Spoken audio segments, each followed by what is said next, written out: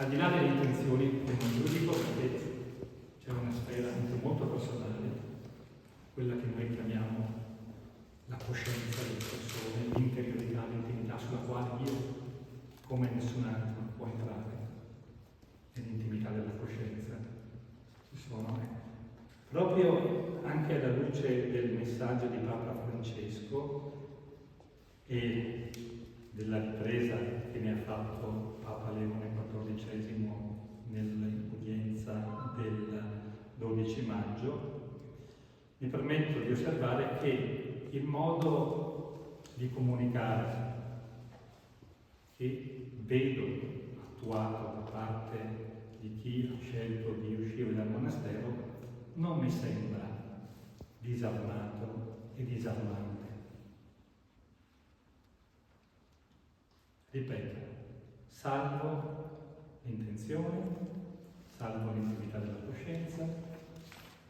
non mi sembra, vuol dire che da quello che capisco io, da quello che ho visto e ho letto, in questo momento, dalle informazioni che ho, non mi sembra di poter descrivere questa modalità di comunicazione, una scelta, però non mi sembra che proprio vada in linea con questo invito a un modo disarmato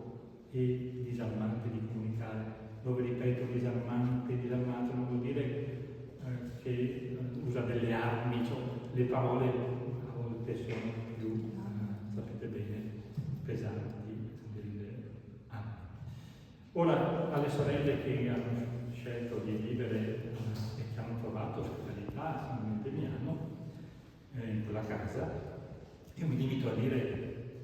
che da quello che capisco come vescovo principiano, ma un po' di senso di chiesa credo di averlo maturato in questi anni, spero di averlo maturato nei vari incarichi che ho avuto, dal modo in cui io penso debba essere la vita della Chiesa,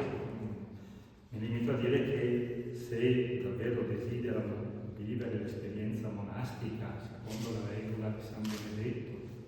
alla scuola di San Bernardo, lo stile cistercense, il monachesimo che ha una sua connotazione particolare, che ha una sua storia, anche delle sue regole.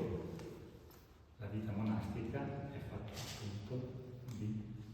regole. Ecco, se c'è questo desiderio, sentita anche la commissaria Marta, su questo chiesto anche a lei prima di potermi pronunciare in questo modo, se c'è questo desiderio è auspicabile il loro ritorno al monastero nella comunione con la Chiesa, che si esprime anche in maniera molto concreta nell'accogliere e seguire con le opportune procedure le indicazioni del dicastero per la vita consacrata in società di vita apostolica. Non c'è una chiusura in questo senso, non c'è uno spirito di vessatorio in nessun modo, si tratta di seguire delle indicazioni che permettono